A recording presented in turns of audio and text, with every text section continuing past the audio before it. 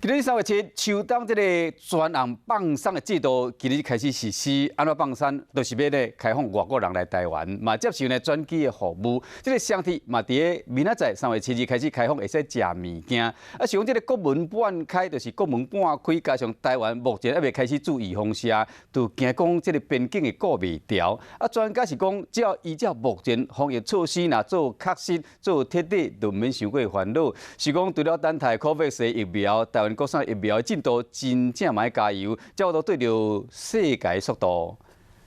在火车上可以吃东西吗？不行。那会不会肚子饿？会。怎么办？忍耐。啉这么久，总算会当解禁，疫情慢慢变好。那相提3月7日开放，互大家伫咧车顶食物件，就含国门嘛伫咧3月7日，互外国人士会当有条件要来台湾。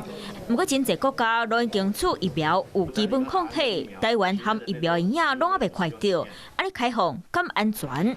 主要是因为那时候有一些突变病毒的发现，我们希望能够加强边境的管制，没有明确的证据显示说它会使得我们的检疫措施啊，或者是疫苗的接种产生效率上面的问题。开放边境就好像是回到去年下半年的时候一样，并没有什么特别的问题。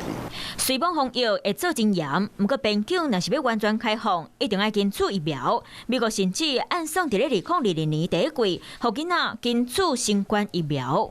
你打了60%-70%的疫苗，说不定会有群体的免疫的效果，但是，国际交通如果频繁的话，还是有30-40%的人会得到感染，它还是会有小规模的群聚感染，那个东西也是要防范。台湾除了伫咧等待 COVAX 消息，国产疫苗卖较紧的，才当对着世界恢复正常的脚步。